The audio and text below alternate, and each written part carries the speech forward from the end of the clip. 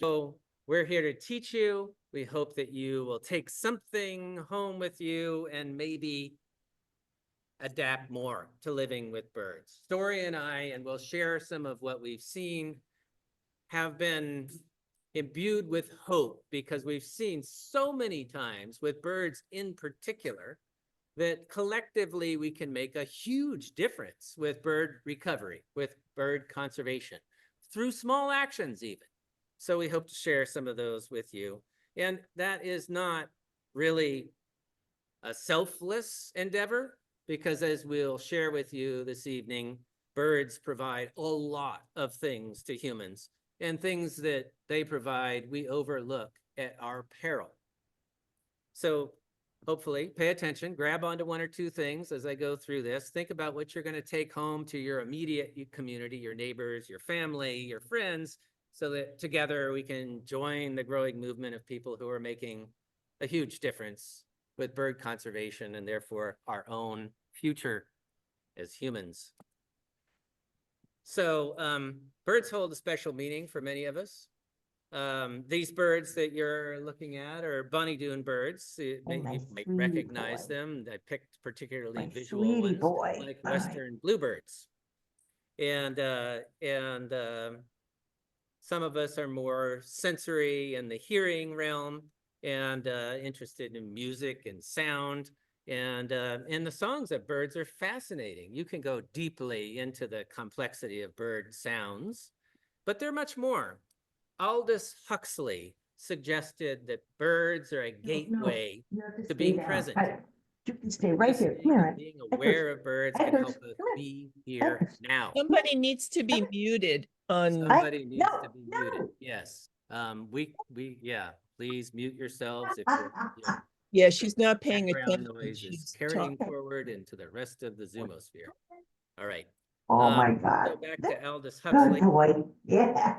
I All think right. the host can mute everyone as And well. the host is going to mute everyone. And this little girl is good girl. Hang on. She's good. Mute Oh, lay all. down like. You are going to all be muted now. Goodbye. Okay, no matter how unaware of technology you are, you're muted. Okay. In one of Aldous Huxley's books, there was a trained mynah bird. And the mynah bird was going, attention, attention. And indeed, it doesn't have to be so blunt, so ham-fisted. Birds are doing that around us all the time. And so listening and being aware of a bird song around you, every time you step outside, if you're not hearing bird song, you're not here now in Bonny Doon. There's always bird song, right? And so let's take a minute and see if some of you can hear this. Let's see. Maybe not. No sound. Okay. Well, that's a chickadee sound.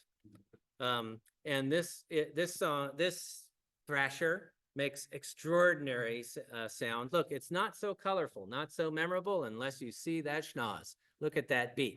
And yes? What? Advance. Oh, thank you. I'm working on it. Oh. If I don't hit advance, the songs don't play.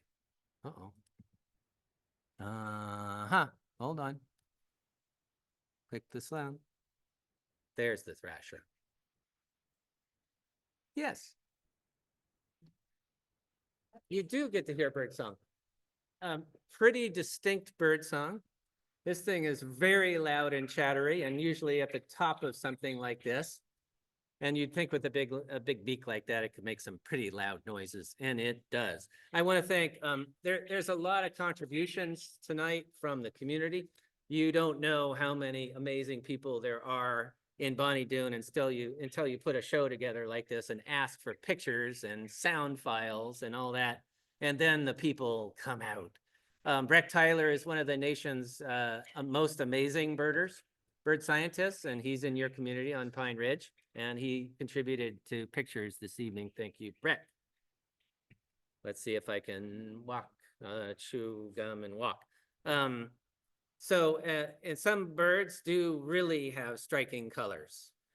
you probably have seen a northern flicker from afar, but if you don't get to see one close up, you don't get to really enjoy its extraordinary artwork.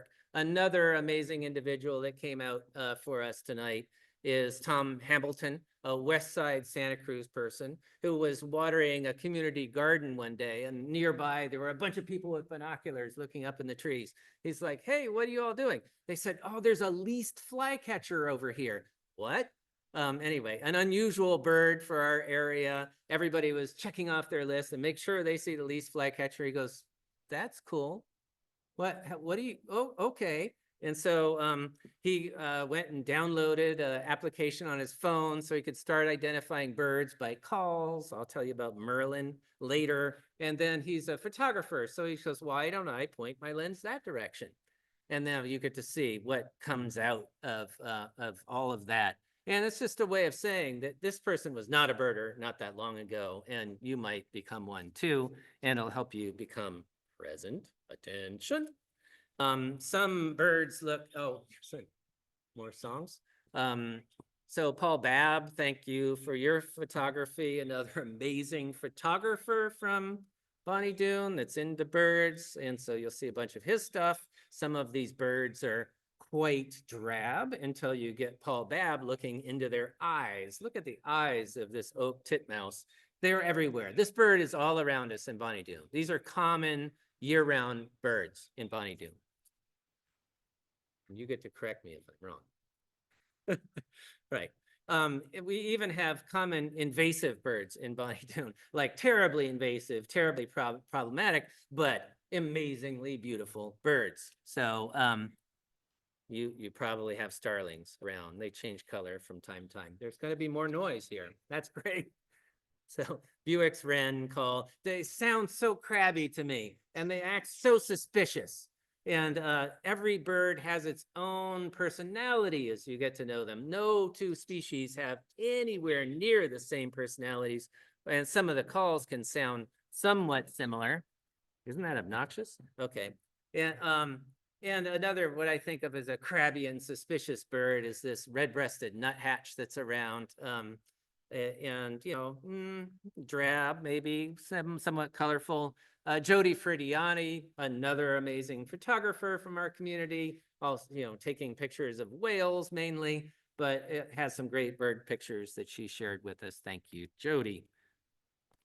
And then some birds you really have to look at closely to identify. You want identifying features. You're going to have to see this tiny bit of a red cap on this ruby-crowned kinglet. Very small, beautiful bird. And maybe if you get close enough or think about it, you'll be able to recognize it. Maybe you'll need its call, which I didn't record. Now, some birds are just recognizable by everyone. I don't think anyone confuses the California quail with anything. You see it, you know that's a California quail, even if you're not a birder. And it's our state bird, right? It really fascinates people. The males have this top knot, right, which are a bunch of specialized feathers sticking out on the top of their heads. And Indians, native people here use those in basketry and clothing, ceremonially as art. And the females have a smaller top knot and less bold coloring. Hey, these birds, as I said, ignore them at your peril. They are tick vacuums. They love eating ticks. And they also disperse seeds. If you're wondering how all that blue blossom ceanothus got way down in the forest where it never was before, well, ceanothus is a favorite food of quail. They're running all over the place, dispersing seed all the time. So they're important in that, and especially important with climate change, right? We need seeds to move around. Here's a quail family. They grow up in coveys, and you know, they have all these babies in the spring, and then you count them and you go, my God, there's like 50 birds in that covey. Well, by the fall, there are like 30 birds in the covey because they get, they're really important prey for hawks and bobcats and coyotes. And we'll talk a little bit more about that. They're social, that we like them, I think, because we are social beings and quail are social beings. They're specialized. These males serve as lookouts They're so beautiful in the spring. Look at the coloration. So they're sentinels looking for predators. And guess what? When they warn their covey about a hawk or a coyote in the area, they're warning all of the birds in the area. Birds talk to one another. They understand each other's languages. They are all relying on one another to survive much more. So when a male cries out, all the birds, or when a male quail calls out, all the birds are paying attention. Wonder. Okay. Many of you don't know that at some point the California quail was headed towards rarity. They were market birds. They were being sold at $1 a piece or something like that in markets in San Francisco Bay Area, and they were almost wiped out in California. And so then comes the California Department of Fish and Game at the time and regulates hunting. Who needs government anyway? Make America Somalia again. So there was this big push that we had to do to restore quail because they were almost gone. If you're interested in it, check out that book, The California Quail, and it's underneath all sorts of mumbo jumbo on our screen. But the California Quail book is really fascinating, well-told story about California quail and all that, the habitat they need, like shrubs, like grassland, like seeds, like water. They need cover. They are complex species. If you've got them in your area, you're lucky. You go back east and there's no more bobwhite. That was their quail. There's no more bobwhite back east. That's the analog. So we're lucky to still have these here. And by the way, if quail, if their little babies are flying around soon, if they land in wet grass from the fog, from a little drizzle, the chances are they'll die of hypothermia. So they've evolved those little babies with trails or short grass from grazing. So we have to think about how to manage quail habitat even now. And so these quail and the males are, alarming. This is one of the problems for quail, Cooper's hawks. So somebody likened this, like if you're walking, like if you were a quail, if people were quail, you would go, I wonder if I'm going to be attacked by a terrorist right here, like some knife-wielding terrorist comes in the room and cuts you up. Quail are thinking that all the time because Cooper's hawks are with them all the time. And that's pretty much what a Cooper hawk is to a quail, a knife-wielding terrorist around a corner. And so they are always, looking out, and they have a call. And so if the Cooper's hawk is a knife-wielding terrorist, then the blue jay is, the scrub jay here, are like the profiteering military-industrial complex. So they are liars.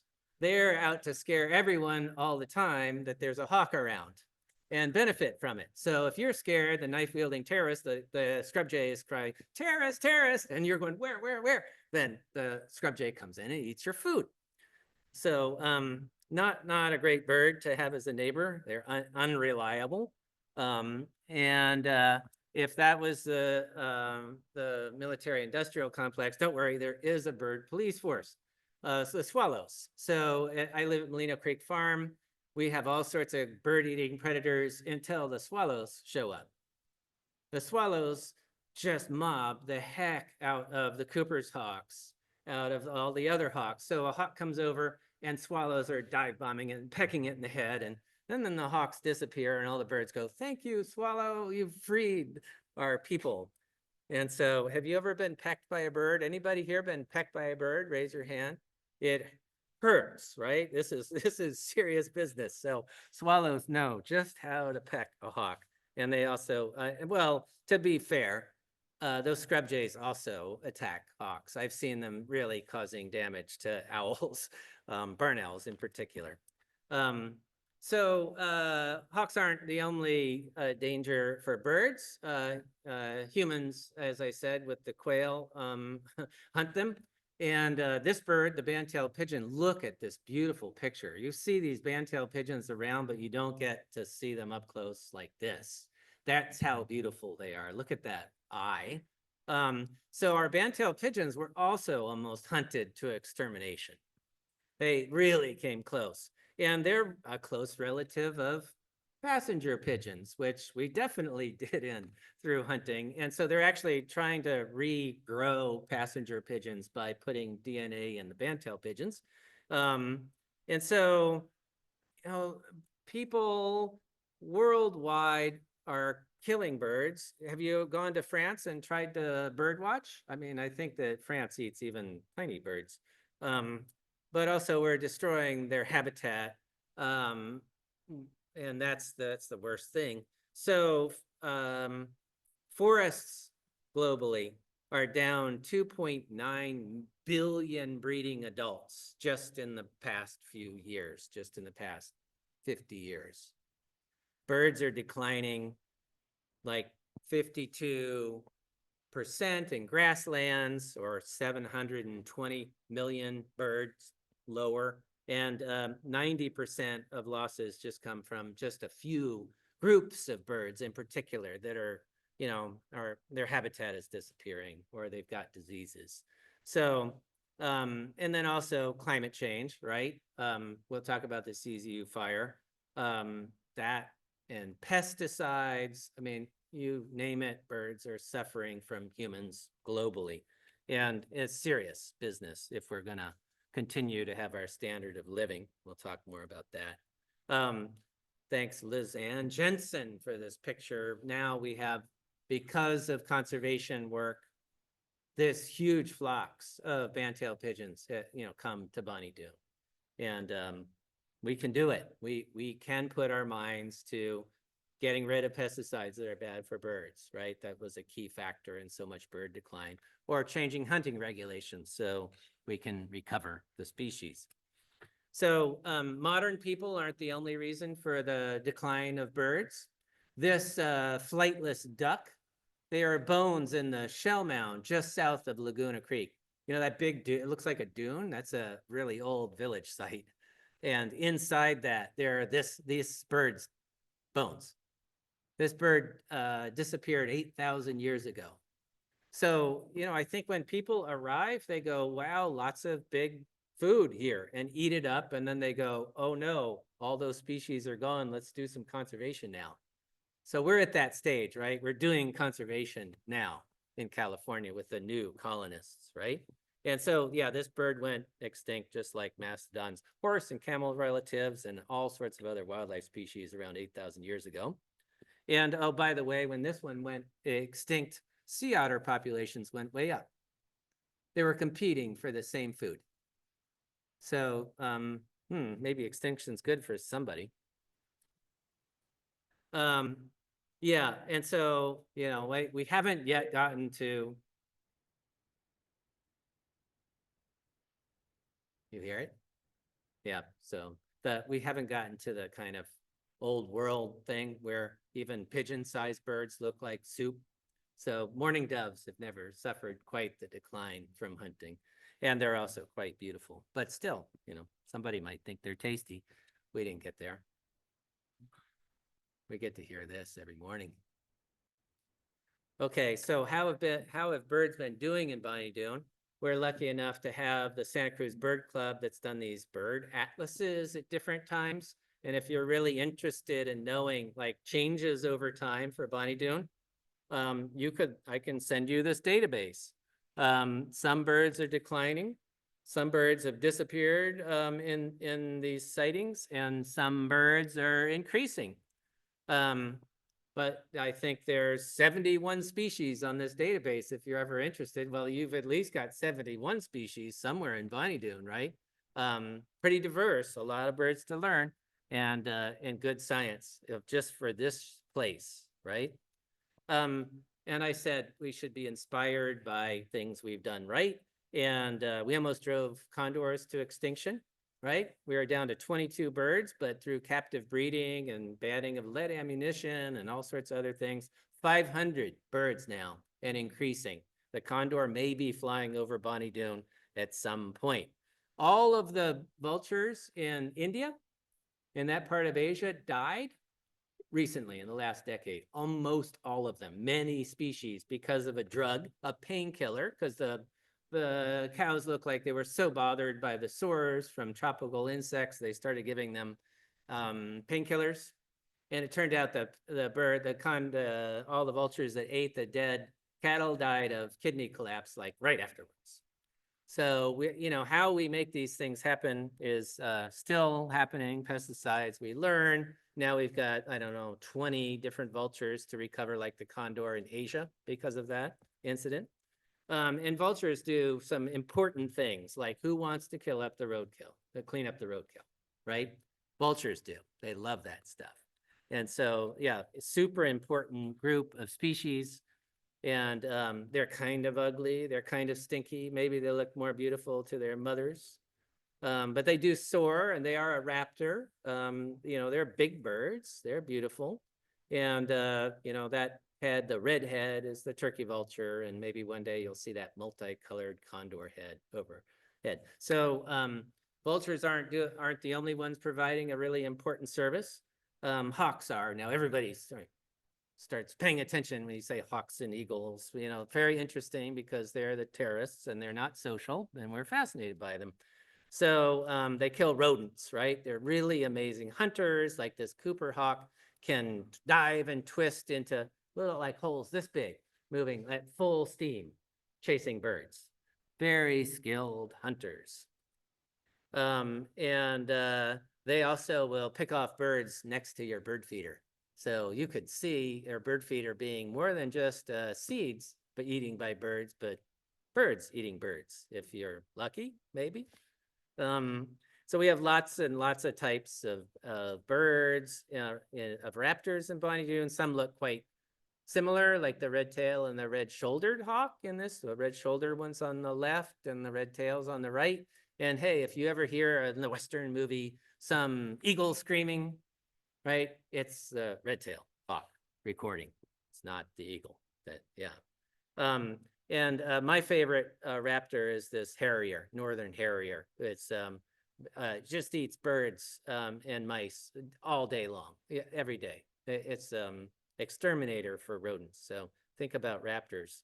So how do I now talk you down off of the hawk? Like, oh, that was exciting. All right. So another exciting thing is happening right now, and this is one of my favorite artists, Charlie Harper, who does amazing artwork. Check it out. And his art's still fairly affordable. I think it's great. And it tells you stories about birds. You see the little moon? There's a tiny little crescent, like a tiny little moon. And these are birds in migration, right? These are all coming from the south to the north. They're migrating birds. That's happening right now. They move in the dark of night, right? So Charlie's telling you that. It's dark, it's night, they're moving. And they're moving from the tropics. See the palm tree? Right. So his art is not only beautiful, but also instructional. You know why they move at night? Because if they move during the day, there's all sorts of knife-wielding terrorists that'll get them. But still, even at night, there's bird-eating bats and bird-eating owls in the tropics. So still dangerous. They can't wait to get out of that territory. So each spring, 3.5 billion birds migrate back to the United States to breed. They come from as far south as, way down in Brazil, all the way up to right here in Bonny Doon. Exciting times. You can check out this birdcast thing. This is going to be fun. I'm going to show you, if I can, right now, what's going on with bird migration. Let's see if I can do it. Uh-oh. Mostly cloudy. Maybe not. There we go. Live migration maps. Here goes the red line is sunset. That's like right now, sunset. And let's see what the bird migration has been doing. Here's the sunset going across. See, after the sunsets, the birds move. Like, look at how many millions of birds are on the move right after sunset. And the sunset's it looks like it's just about to happen with us. And so the birds haven't really started moving here. But if you click on this thing, you can go back in time and see how many birds are moving around. Exciting stuff. And now You get to test like how I can go back to the show.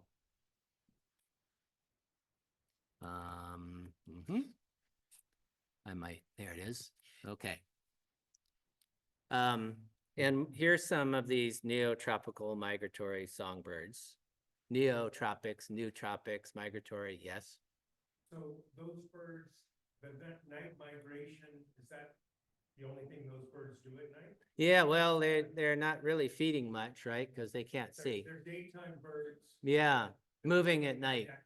Yeah, they may land for a while and eat and then take off for another night. Is this true?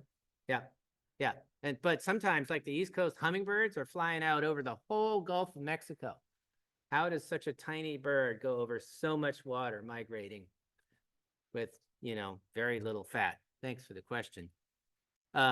So we get swallows, right? Like barn swallows come. They were the first ones to arrive, spring equinox, right? And now because they used to nest in caves, and now that people are building buildings, they're up against buildings. And they have also declined a lot. So if it weren't for our buildings, they, might be much more imperiled. But yeah, they need our structures. Don't just remove their muddy nests as inconvenient. There's a chat question. Chat question. Birdcast shows a radar point in Santa Cruz. Do you know who operates? Oh, I don't. No, but this is the national network of mostly aviation radar. And so I suspect those are the radar systems that are guiding planes into San Jose Airport and things. That's where the radar points are. Thank you. Hard to take questions and still be on timeline, but I'll try. Look how beautiful these like barn swallows are. They're also moving too quickly to see them. And we also have these, cliff swallows, which are, disappearing in Bonny Doon and seem to have moved down to the coast for the most part. So if you don't like their muddy nests, put up netting, right? Use netting, wire mesh to cover the areas like before they get there, please, right? And bird spikes and that kind of thing. Take out the old nests when they're not. That's a lot of work to build the nest. So after they leave, take them out because they just keep reusing or building onto the side of old nests. And if you can't take them, let them do their thing 1 year and then take their nests out next time, right? Once they've nested in there, it's illegal to take them down, and inhumane and horrifying. So tree swallows also don't build muddy nests. They nest in trees. Look at the color on this thing. Hard to see. They're up in cavities in trees. We'll talk about that. Yeah, and there's our violet green swallow. So all these swallows are here, right? Like they've arrived in the last couple of weeks here, I think. And their aerial antics are just like, just get on your back and watch them on a warm day. It is beautiful sight to see what they're up to. And they are, just as the summer bugs get going, these things are mopping up insects. They eat bees, beetles, caterpillars, even flies, grasshoppers, moths, all sorts of bugs they're eating all the time. So they're important to us. Like if you don't like being invaded by like those face flies all summer, yeah, you want swallows around. The other thing that's arriving, like now, I think I heard one, there's an Allen's hummingbird. They've been a while, okay. And so this little hummingbird comes from way south to visit us. Now we've got look how, check out the colors because they're not as gorgeous as some other ones. Like Anna's, I think maybe a little more colorful. And this Anna's hummingbird is here year round. It nests here. So we got a visitor in the summer and a year-round hummingbird. These are super important for pollination. They also eat bugs. And they're beautiful. And everybody likes hummingbirds. Let's see if we can do this. You hear that? That's Anna's hummingbird when they swoop down, their feathers catch the air and make that squeak. They're not making the squeak with their mouth. It's their tail squeak. You recognize that noise from your yard if you have hummingbirds? Do you recognize this noise? Because this is Alan's noise. Ready? Next.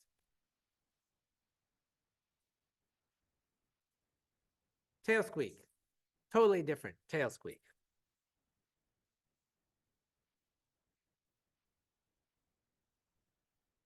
Also, as Charlie Harper pointed out, there's all sorts of beautiful birds, warblers in particular, coming right now back for the summer. Very colorful birds. Now, these birds were too colorful, and people used to collect their eggs and their feathers for hat decoration. It was really like, oh, what kind of feather is that? Oh, this is a orange crowned warbler, crown feather. Oh, that's really cool, right? Not cool. So birds were getting hunted badly for feather collectors. And so that was way back in the early 1900s. They passed the Migratory Bird Treaty Act that protects all these neotropical migratory songbirds from that kind of collection from disturbing their nests. So we in the US have been long bird lovers all the way up to national policy. Oops, back one. Other beautiful birds, other beautiful warblers, they're all coming back, and the soundscape with them changes. You recognize this one?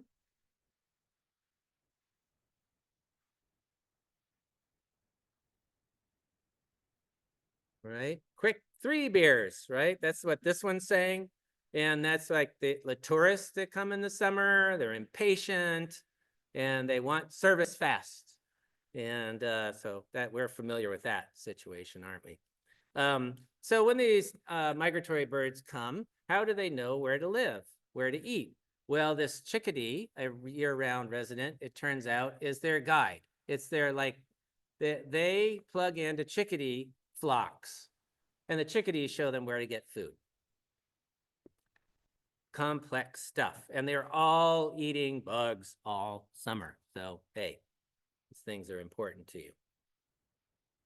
And chickadees are breeding in cavities. This is a hole in a tree, right? So the chickadees are like the grandparents, the uncles. They're coming to visit during the summer. Super important for so many things, right? But these lack of these tree cavities have been long a threat to birds. There's not enough trees. We don't let trees get old. And who digs the holes? The woodpeckers. Some birds make their own cavities, like this flicker, but chickadees, there's no way they're carving out a hole in a hard tree. Other woodpeckers of Bonny Doon. Here, this one makes its own cavity. This is a pileated woodpecker making its own hole, and there's a tree swallow living in the hole. And this is what its nest looks like inside the cavity. Somebody carved it out and said, hey, look, a feather-lined nest. Some of them are more artistic than this. Look at that. Acorn woodpeckers also are around quite a bit, active cavity nesters and breeding in our area. And if you got to see an acorn woodpecker raising young in one of these holes, it's so much fun. Those birds are such loud complainers. Do those woodpeckers not mix? I have a lot of acorn woodpeckers. Right. And I didn't know flickers existed. Yeah, I don't see them overlapping a whole lot, but I mean, they're in the same area, but maybe not right next to each other. They've got big bills after all. Here's other things nesting in cavities, like the western bluebird, which really almost went bye-bye because there weren't enough cavities for it to nest in our area. And by the way, if you have eucalyptus trees that are growing in riparian areas, they're taking out those softwoods that are really important for nesting birds. So that's one place eucalyptus really shouldn't be. And then the other take-home message about these birds that live in cavities, I know it's tempting to cut down every last dead tree in the CZU lightning complex fire, But look, those trees are all important for these cavity nesting birds, right? This beautiful western bluebird will depend on those trees until new trees grow up, get burned, and new cavities. That we're talking 50, right? 100-year cycles of cavities. So let's keep as many of those as we can in Bonny Doon. You'll see them fall over, and a few will be left, and those few will be super important at that point. Bluebirds, yes, are important in all sorts of pest control. Here's a whole menagerie of all of the year-round woodpeckers in your area. Eating ants, eating beetles, eating all sorts of pests out of trees. And some of them are super social and beautiful, just like us. How come they all look so similar? Right? These are different species. Pileated is the woody woodpecker of our world. And there it is in action, making a hole. Look, how can their brains withstand such a knocking? Well, it turns out they've got special liquid surrounding their brains because that's a lot of force. Otherwise, they'd have concussions all the time. Not all birds nest in cavities, of course. Some of them make mud nests and some of them weave a beautiful nest. We're familiar with what color are those eggs? It's got a specific name. It's robin egg blue. Because those really are robins. Robins do a very neat job of making a nest. And they also are very important year-round. Worm eaters, pest eaters. They're like, I wonder what we would do without birds, how many more pests we would have. And goldfinches are also very common around here. A few species eat seeds, like weed seeds. So maybe our weed problem would be worse without goldfinches, but they also move seeds around because they, like quail, don't digest them all that well. So they're spreading native seed and maybe weeds. And this nuthatch also is moving seeds and eating bugs. So it's one of those like Swiss Army knife birds. They're particularly important for spreading pine seeds around, if you like that kind of thing. These wrens in general also eat ticks, and wrens have very distinct look and crabby nature, right? Remember that crabby noise. About the 1, 2. Okay, so here's what you can do. Check out this. It's a little blurry, but vegetation management. We're all managing our vegetation, right? To be fire safe. Don't do that during nesting season. We're just getting into it.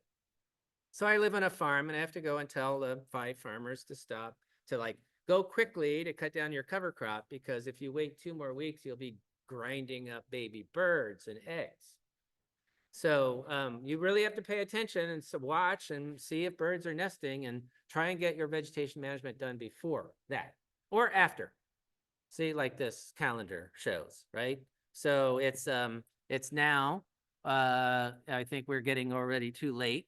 And then you got to wait until late August. Now that's no fun if you're worried about fire, waiting to do vegetation control till late August.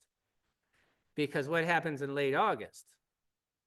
The fires start coming. We know this is from the Loma fire in late September. You know, CZU fire was mid-August. It starts getting crispy, right?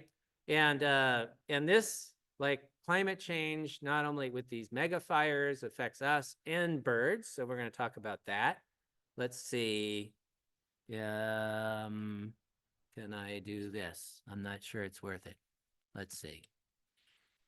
Yeah, this I thought was an amazing video. This is the 2020 lightning complexes lighting up from, and nobody remembers this, from Hurricane Genevieve. We are getting pieces of hurricanes now because of climate change coming into California, and that's what's lighting all the fires. So don't do that. Get out of the way, toolbar. Drag toolbar. Play thing. Hide participants. There we go. But there we go. Good. Not it. Okay. So my point is that climate change, hurricanes, lightning caused fires, birds effects. So this is the study. Pre and post CZU fire, birds, what happened? That's a lazuli bunting. Do you all remember if you were looking for birds at all, your whole world got rocked after the fire because that beautiful bird was everywhere.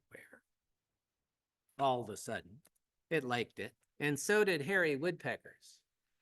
They increased.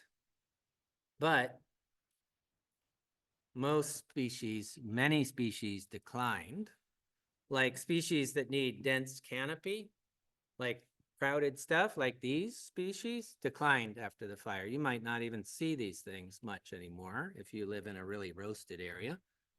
And these species that need an understory, like trees and understory, like the understory got cooked and the trees got maybe still left, these species and a few others declined. And if you want to read the report, we could get it to you. So besides climate change and fueled wildfires, let's talk about another human impact on birds. And that is like these things. Like what does cat food, overflowing trash, and fruit trees have in common with birds? Like if you're putting out these things, like, and then suddenly your baby gets like carried off. If your neighbor was doing this, right, you would be mad, right, at neighbor, right? And indeed, your neighbors are doing these things. And instead of carrying your baby off, they're carrying, other babies off. Like this scrub jay, its population goes up immensely because of that cat food and trash and fruit. Too many corvids is the problem. Too much of a good thing. Stellar's jays too, right? So where we go, these corvid populations figure out how to pick up our messiness, and they go nuts, like the ravens that weren't here before the 1989 earthquake, really. They've been following dumps throughout the Western United States, and then they get into farm areas and cities, and you've seen them here.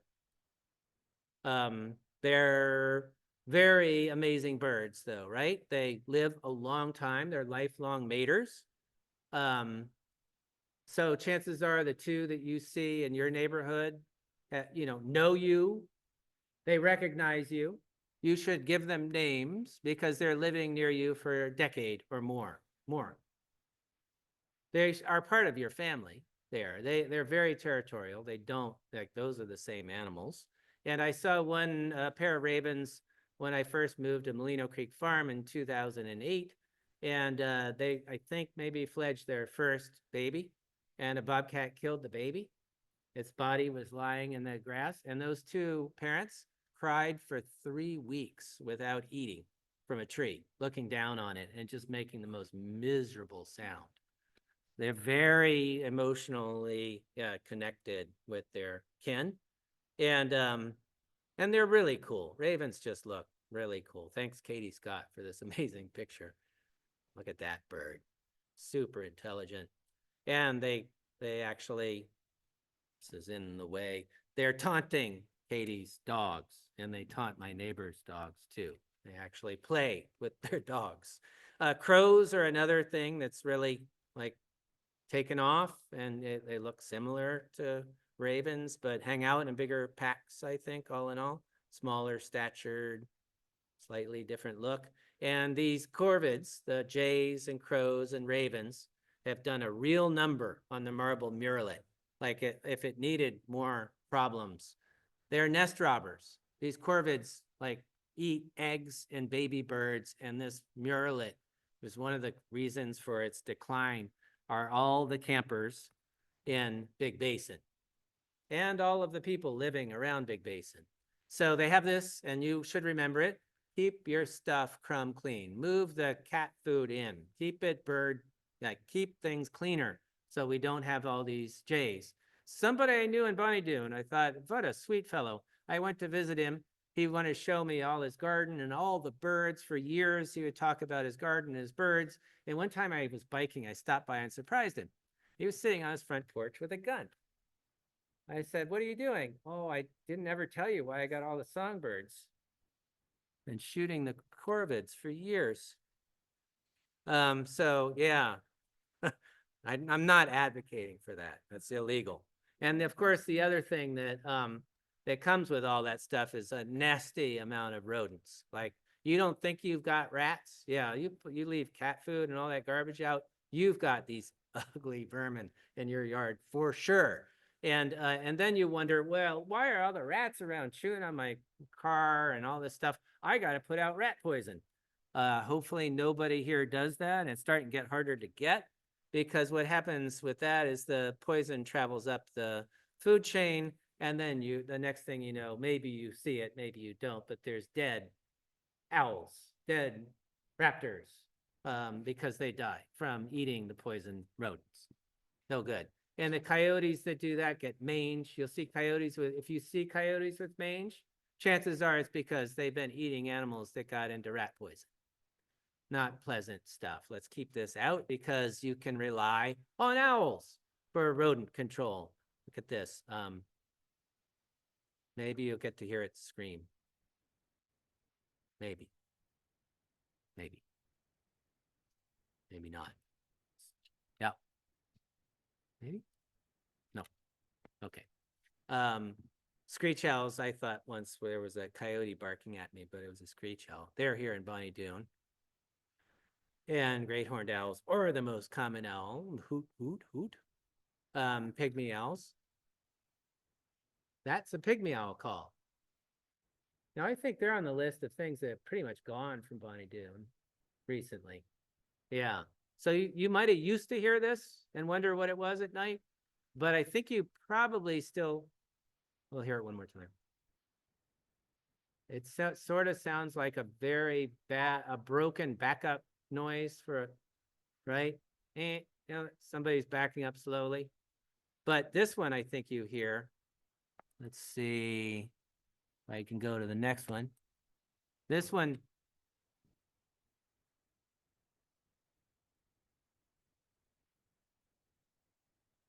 That's that's a working backup sound, right? So that one's around Bonny Doon as well. Look at that. Beautiful owl. Also mopping up your pests, your rodent species. Let's see. It's so insistent it doesn't want to move forward. So look at this owl and its eyes and tell that owl you promise not to use rat poison. This owl, however, is not here. It's a snowy owl. So it's no chance it's coming here. There's no snow. But that's my cue to go, okay, now think about, that was all summer, right? Summer, spring migration, summer, everything's breeding here. And now we're transfer into winter. And here it is past the fall equinox, and we get a different bird. Burrowing owl, a different owl. These come from the Central Valley to the coast for the winter. They used to breed here, in UCSC even, but the West Remote parking lot did them in.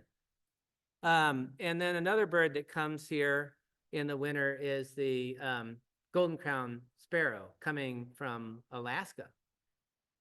And they are still here. Let's see. That's the noise. So all winter long, like in September, they arrive on the equinox almost always. I wake up, after a dark night and hear this, and I'm like, they're back. It's the winter noise. And Western meadowlarks arrive in the winter. And cedar waxwings, only in the winter. Thanks, Jennifer McNulty, for this picture. And this one, if you're in a nice forested area, the varied thrush looks like a robin, kinda, but more colorful, and a flute-like song. It's just so beautiful. Yeah. Okay, how do I do it? That's why she's here.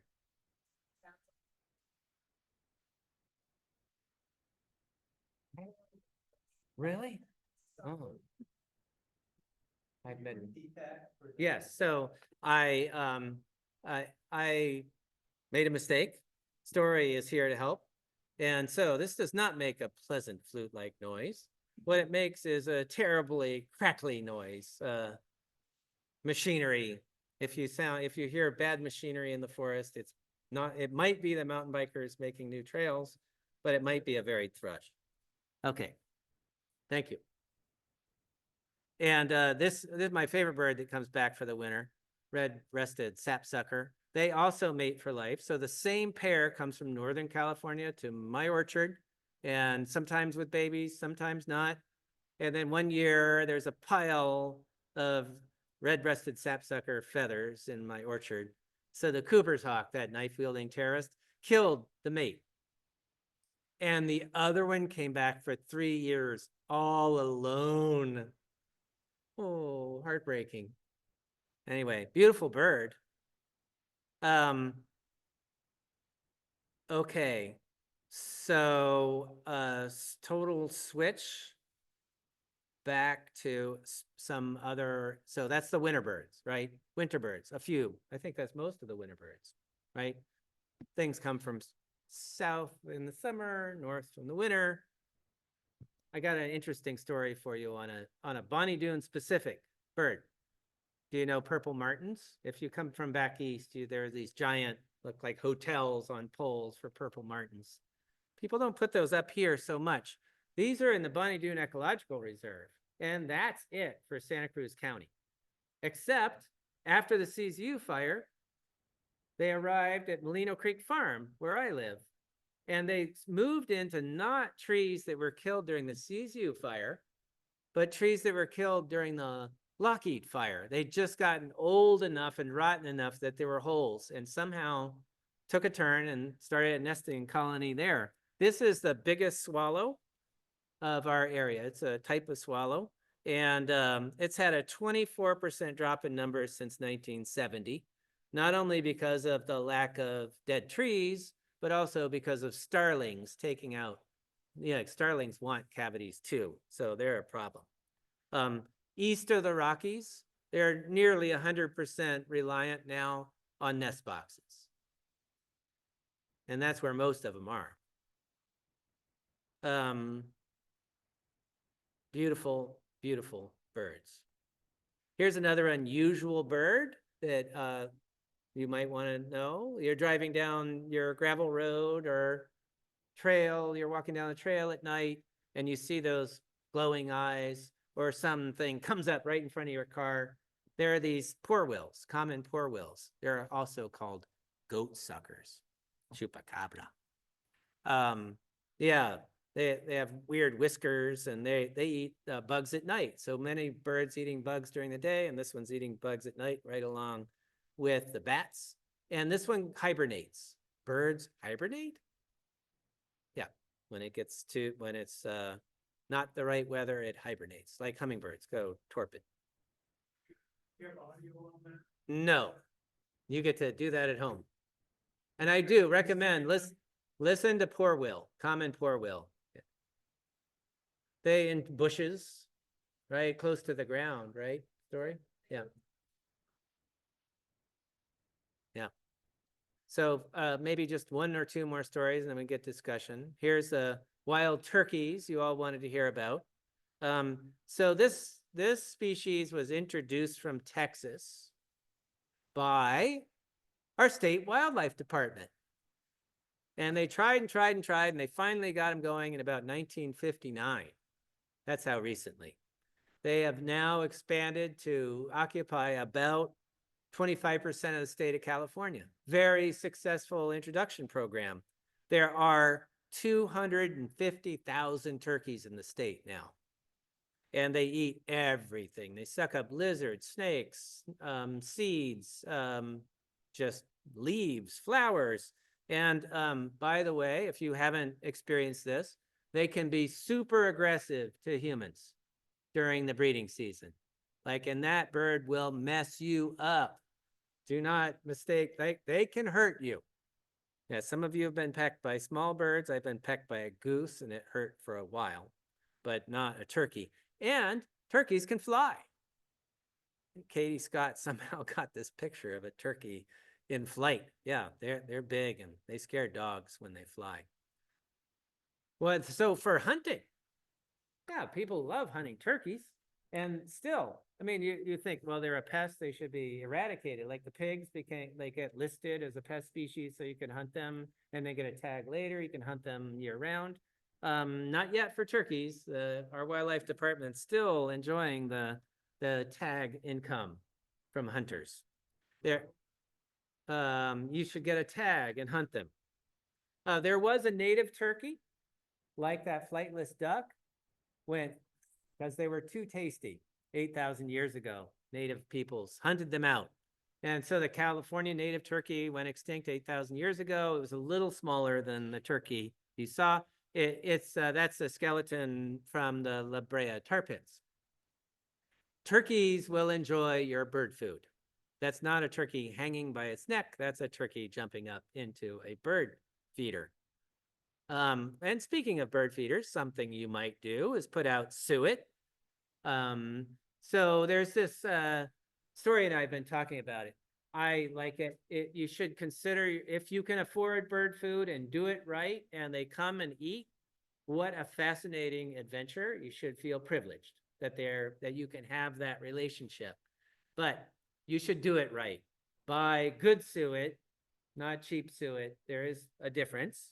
And keep your feeding stations clean, because they can be bad vectors for disease. And you could think about ways of being inventive about keeping the corvids out of your bird food. So you're not feeding the wrong bird, too much of a wrong thing, or the, vermin, the rats, squirrels, right? They're squirrel-proof bird feeders. And if you aren't careful with your feeding stations, you can spread this like finch eye disease. It's a bacterial infection. So keep your feeders clean, disinfect them.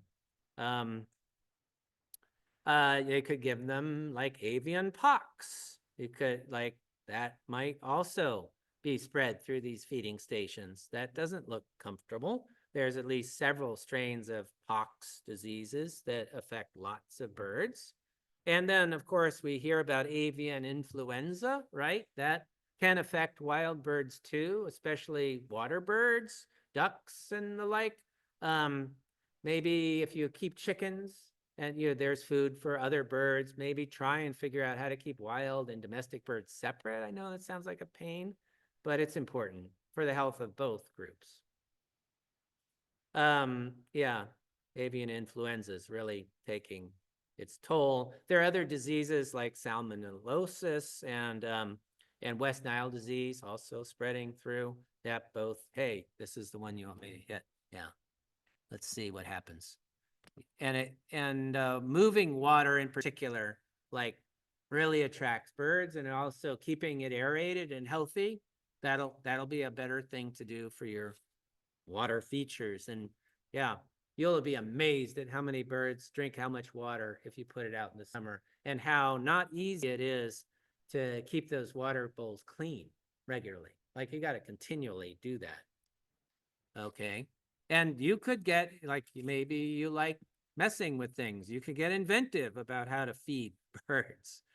Cats are a problem. I'm not going to dwell on this too much, but let me read you a couple statistics.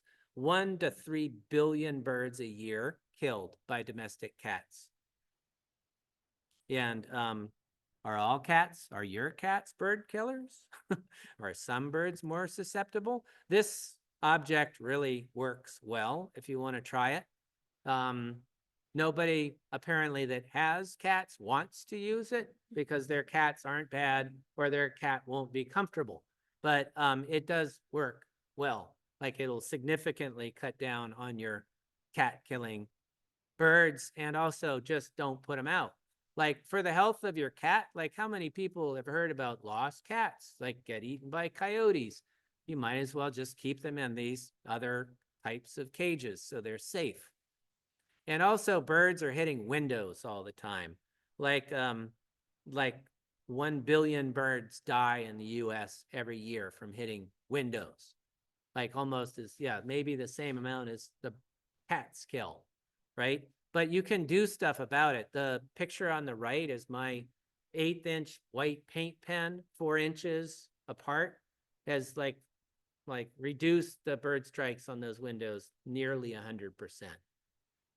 So not hard to fix. Once you get, I never see those lines anymore, right? They just disappear. Here's another problem. Bug zappers are killing not what you hope. They're not killing mosquitoes or biting bugs. They're killing everything else. And those bugs would be bird food otherwise. Right. And you can also use this tool by Audubon to figure out what native species to plant. You could go to Central Coast Wilds to restore native plants that are important for birds. This is down on Golf Club Drive. They collect Bonny Doon specific plants and will help you pick the bird-friendly ones like black sage, which makes a lot of tasty oil-rich seeds. Lupins grow a lot of interesting moths and make seeds for birds. Oaks are probably the most important species for birds around here, unless you live in a creek. Oaks are super, support so many different bugs, and acorns for acorn woodpeckers. In the understory of your conifer forest, keep the understory if you can. I've been seeing the understory come out after the fire everywhere. Some areas with understory are super important for birds. Let's try and maintain those areas. And please nod, give money to parks, whatever you can do, volunteer for them. State Parks is doing everything they can to manage the forests around here so they don't get catastrophic wildfire, so that the birds don't decline as precipitously as they did during the CZU wildfire. So there's patches that are hot or less hot because they've been doing prescribed burns. And you can always put up bird boxes. And that's a lot of fun. Well, share this presentation if you want to look at some of these guidelines for how to do it, but it's almost getting too late to put them up this year, right? They need to go up already a month ago, 2 months ago. Okay, last bit. Storey and I have had a similar experience. Where do we get started? Some of you are more advanced in birding and some of you aren't. Hopefully we've inspired you to start looking and recognize or think back if you've done this. What was your spark bird? What sparked your interest in birds? Or what might spark your interest in birds? For Storey, it was looking out her window and it had been spring already, but there was a late snow and there was a cardinal in the snow in her place, Wisconsin at the time. We don't get these here, but there's equally interesting birds that may spark your or your kids or your neighbors' attention. Maybe not quite this bright, but maybe quite beautiful, like those band-tailed pigeons. If you want to look at more, how can I do this? Storey works with the Wild Farm Alliance, which is probably making the biggest, the organization making the biggest on-the-ground difference for farms and birds. Farms take up so much of the land in the world, but farmers aren't really figuring out how to integrate so much. Wild Farm Alliance is developing hedgerows and nest box programs, working with people and really bringing back those lands in a more healthy way for birds. Great organization. You can also join the Santa Cruz Bird Club. So amazing information on their website. The Cornell Lab of Ornithology has a great website, and this Merlin Sound ID tool on your phone, which is invaluable. And if you want to keep your life list, you start keeping a list. The eBird application that they put out is the place to keep your list. And also your list will help education and science. This is that site that I told you about. I showed you the radar birdcast that Cornell also does. We have a Monterey Audubon Society. The Audubon Society, when I was 10, I went to the library and saw an Audubon magazine and it said, I want that for my birthday. And my parents started a subscription to Audubon. I was a member at 10. Their publications are amazing. They're a really important educational organization. And this, the American Bird Conservancy, is probably doing the most real, like active conservation work on policy, especially important group if you're looking to support things. And that's all I've got. Thank you.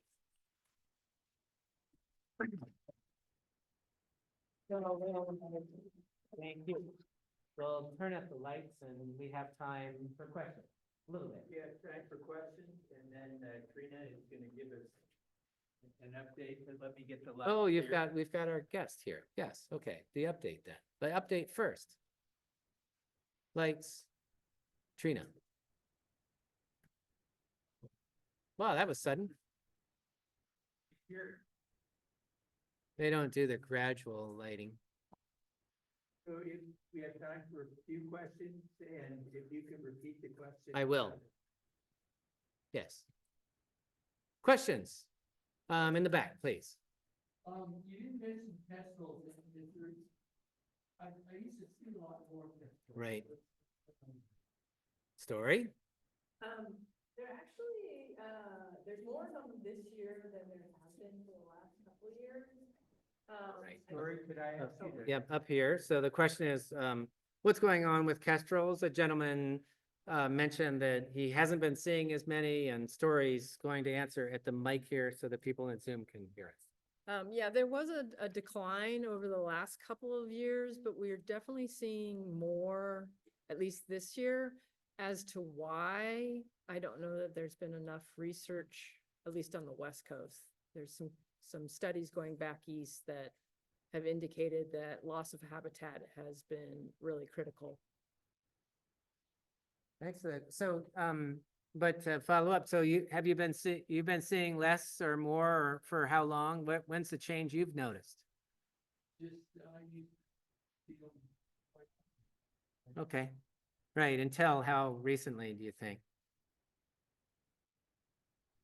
Yeah, 4 or 5 years. Yeah. Yeah. Okay. Thank you. I mean, this is why eBird's so good. Like if you can enter that stuff in, then you could start seeing these weird pockets and we can start understanding why they are in some places and declining in other places doing well. Thank you. You had a question. About feeding birds. I mean, we're promoting that. but Mhm. There are some bad ways of doing it, what things to avoid. Right. So I think like mainly keeping your feeding stations clean, right? That's the main thing. But of course, we don't want to feed the corvids if we can help it. So how do you not feed the jays, but feed other things? Like that's a hard one, right? So suet versus seeds. You want to do this? Well, So there's a question about yeah, suet. suet is typically, for birds like the woodpeckers, some of the wrens. It's pretty high protein. There's lots of homemade suet recipes out there that are pretty easy to make. There is some pretty awful suet out there that you want to stay away from because it's full of like palm oil, which you don't want to give to birds. And then seed, the black-hulled sunflower or a hulled sunflower or the Niger seed are all, good seeds to use. But what's hard is you have to decide, if you're going to feed birds, you probably going to need to bring your feeders in at night or you're going to have rats. Or make sure that they are protected. But rats get into most everything. And birds get dependent on feeders.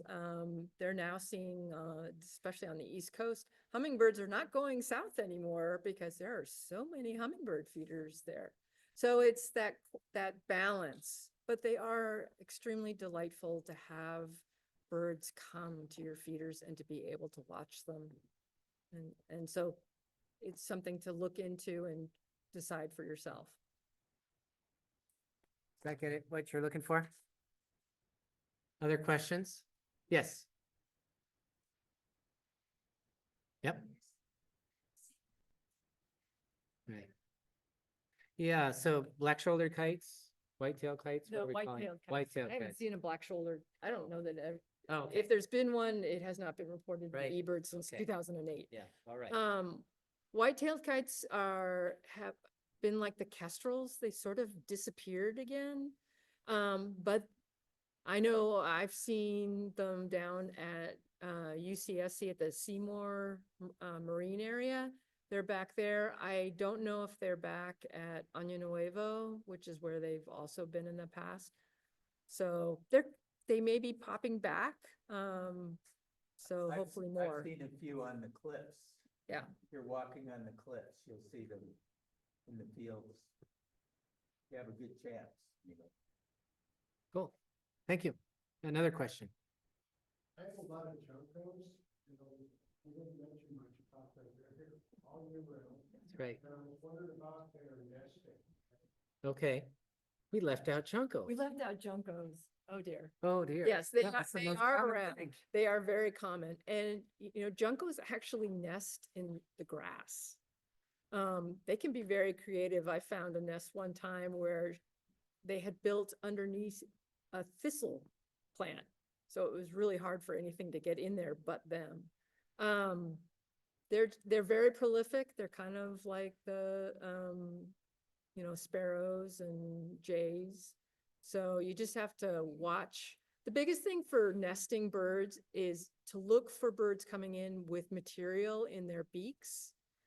And then, you know, just kind of keeping an eye on like, where are they going? What bush are they going into? If you can. Hummingbirds are really hard.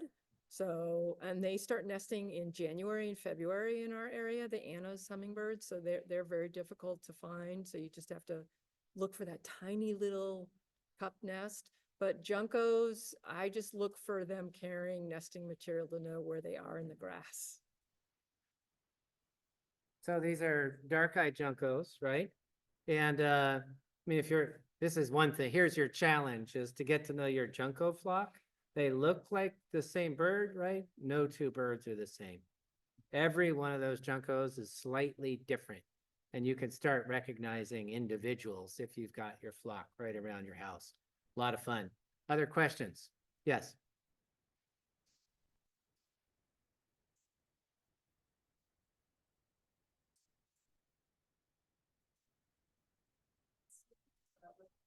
There we go. This is why we co-produce, because yeah. Most likely there was a nest nearby.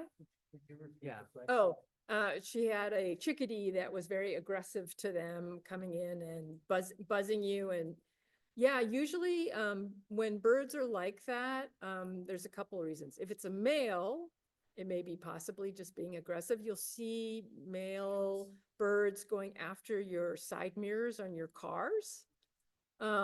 Best thing to do there is to just drape them because they can actually damage themselves trying to attack it so much and spending a lot of energy with no success is going to happen. But I would think the chickadee probably might have had a nest somewhere nearby, and just was trying to defend its territory. Yeah.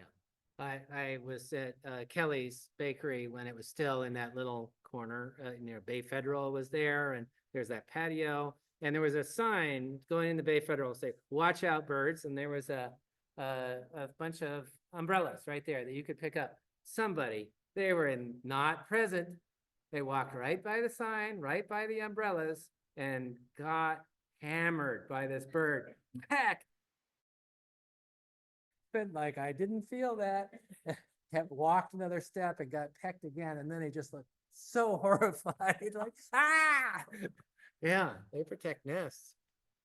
Here and then next, yes. Seems like a lot, maybe it's not that many, but I noticed them so much, the black Phoebes. Oh, yeah. And very personality, and they seem to kind of follow you around in there. Mm-hmm. I don't know. Right. You know about it. I don't know. You So were- the Phoebes, yeah. Black Phoebe. The black Phoebe. Well, that must mean you have a lot of good insects in your area because that's what they love. And a lot of times, just like when people rototill or, till their fields, you'll see the birds behind the tractors. Phoebes, if you're kicking up insects from the grass, they're gonna be there trying to feed. Yeah, so there's something called wake hunting. So the birds hunt on the wake of disturbance that you're making. So I actually driving down Highway 1, I saw a northern harrier going right alongside the cars in front of me because the car was scaring up birds, and the harrier was like, got one, like that. So Phoebe's same thing, apparently. Yeah. Are there any known impacts of radio frequency radiation on bird populations? Do we know? So we both are, we're in the bird literature enough to, I think we would have heard, but maybe not. I mean, there's a whole bunch of stuff that we might not have heard about. So the question was, is there known impacts of radio frequency on birds? And, you know, I'm a plant guy mostly. That's why you're working with me. But I love going up on Loma Prieta where there's amazing plant diversity. Like that ridge has incredible chaparral. And I don't like getting close to the radio towers. They give me a headache. So I don't know, birds go up into those high energy antenna spheres and what happens to them, because they definitely look like good nesting spots. But I don't know, haven't heard. Thank you. What else? We have Yep. time for one more. One more question. Who gets the last word with the question? Anybody on the internet putting questions in the chat? Is West Nile still an issue? And if so, what birds are affected by it? Can you do it? Yeah, I mean, West Nile is still around, and the ones, crows, corvids are the most impacted by it. So if you see a dead crow or raven or jay, don't touch it with your bare hands. I think you're supposed to take it to the ag people to have it tested to be sure, because they want to keep track of that. Yeah, West Nile, yeah, we know it is a bird vector disease, but also has had terrible human and horse effects. I think horses get it really bad. So yeah, I encourage, anybody that sees a suspicious dead animal of any sort, like call Native Animal Rescue. They'll put you in touch with the people who do necropsies for the California Department of Fish and Wildlife, who have offices right here in town and love their vets. They love getting into this business and figuring out what killed the barn owl at Younger Lagoon in 1995 when I was there. It must have been pesticides, they say. They took the barn owl and took it apart, and its whole esophagus was torn apart by the gopher it was swallowing, fighting all the way down. Yeah, so it's not always some nefarious disease or something. It's sometimes nasty nature. Okay, well, that was the last question then. Well, thank you very much. You're welcome.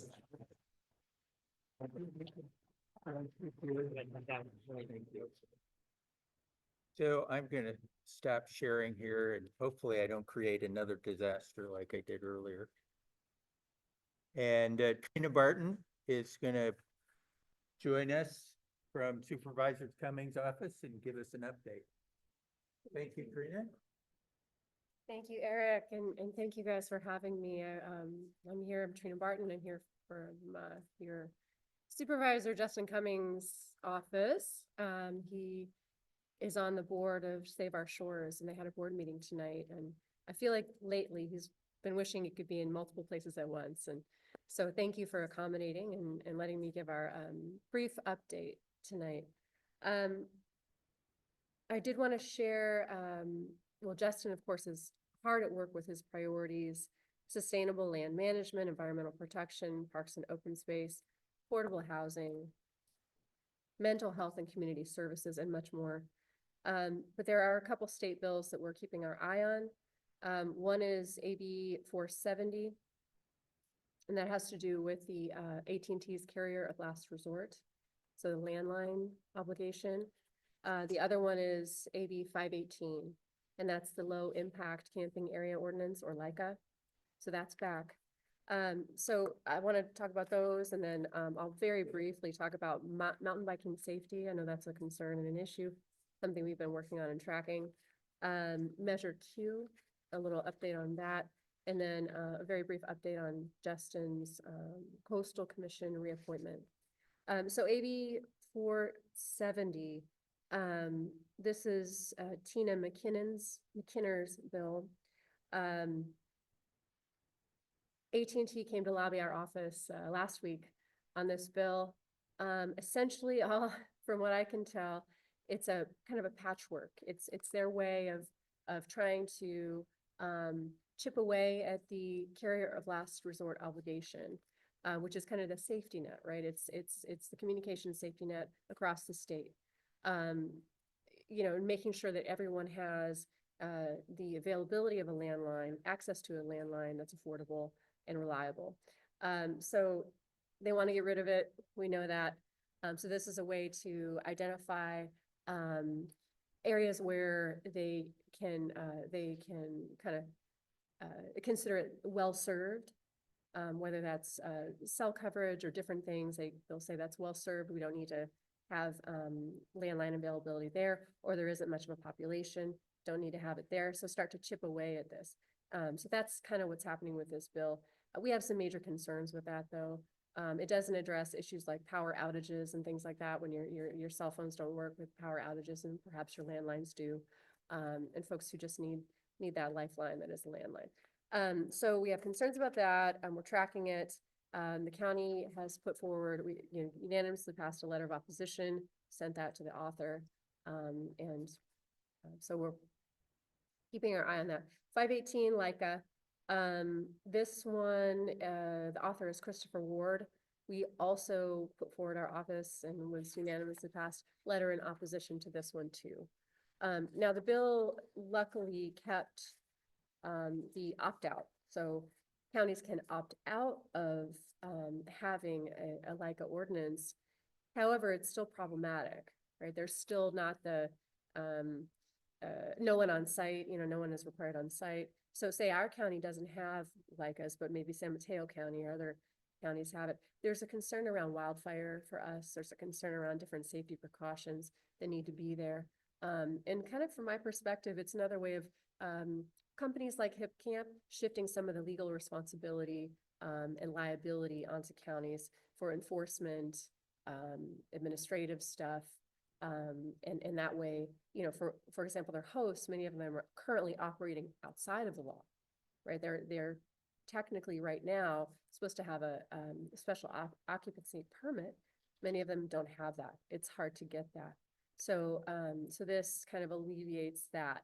So their hosts don't have to do that, and they can just have a county ordinance. For us, we know our county, it's not right for our county, right? We don't want to have LICAs. It's just too much of a liability for fire and other things. So should this bill pass, I think Justin would be really willing to get a resolution before the board or something prohibiting it in our county, or some other kind of measure to really keep LICAs out of our county. But we still don't support this bill as written. I don't know what they could do to get our support, frankly. Around mountain biking safety. So our office, my colleague Sandy Brown, she had a meeting just this last week with Public Works, State Parks staff, community members, working on getting solutions to like targeted enforcement for folks who are cutting trails and cycling really fast down certain roadways and concerning motorists and neighbors and folks trying to get in and out of their driveways. So improve signage, stewardship programs to reduce trespassing, environmental harm, and safety issues. So we're trying to just bring everyone together to have this conversation and identify specific things that we can do and get done. And so signage is kind of that, I think, that first thing to go forward with, and that's what we're working on. Measure Q. So the Measure Q, which was the Safe Drinking Water, Clean Beaches, Wildlife Risk Reduction and Wildlife Protection Initiative that was passed in 24, it has a community advisory group. From our staff, Sandy Brown is on that advisory board. And it's really important because it's $7 million annually that can go to things like fuel reduction and other kinds of projects, environmental and otherwise, that we care about. So we wanted to have Sandy on the board so she can help us out. And if you have ideas or projects you'd like funding for, she's someone who can advocate for you in that regard. And so she'll talk more about that, but I just wanted to say that advisory board met for the first time last week. So that's convened and going. Lastly, I just want to briefly touch on, so Justin is currently on the Coastal Commission. He was elected by his colleagues to be the chair, and he's really enjoyed serving on the Coastal Commission. It's really good for this region. It's really good for us to have someone like Justin on that body to advocate for the things that we need, and to be a conduit for a voice right at the state level, and at that level at the state. It's a very powerful body. He has tremendous support. Kind of one of his calling cards is as a bridge builder. He's been bringing community groups, developers, environmental groups, just community members to the table with Coastal Commission staff, trying to find solutions in real time. And just communication, right? Just trying to work things out. Because of that, his colleagues really like him. Coastal staff really likes him. He's very popular in that role. However, he's up for reappointment, and it's the speaker's decision. So it's the Speaker of the Assembly makes the appointment.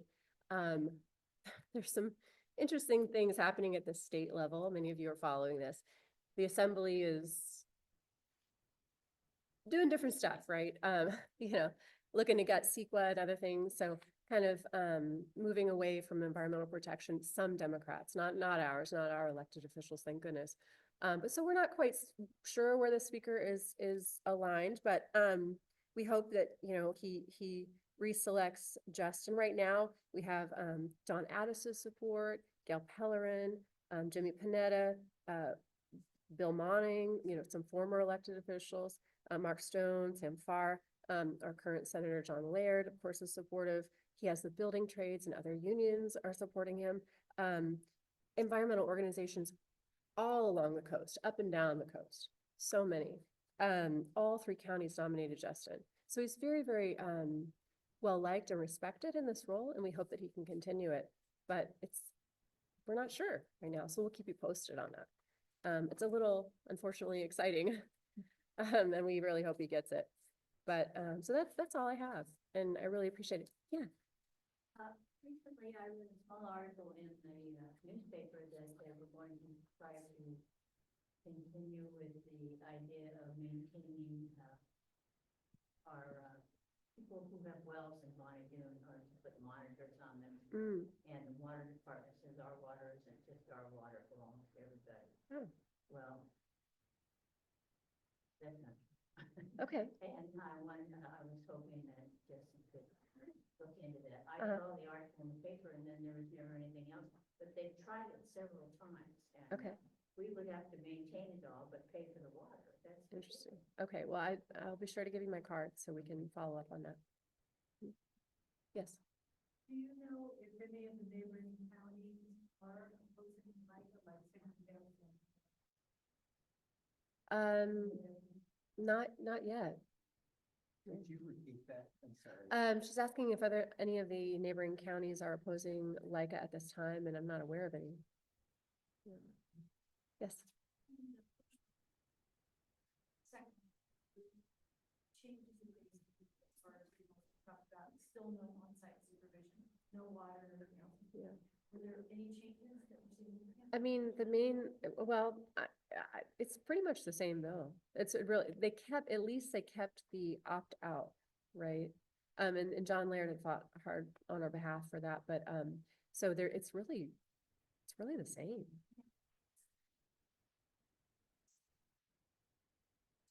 That's right.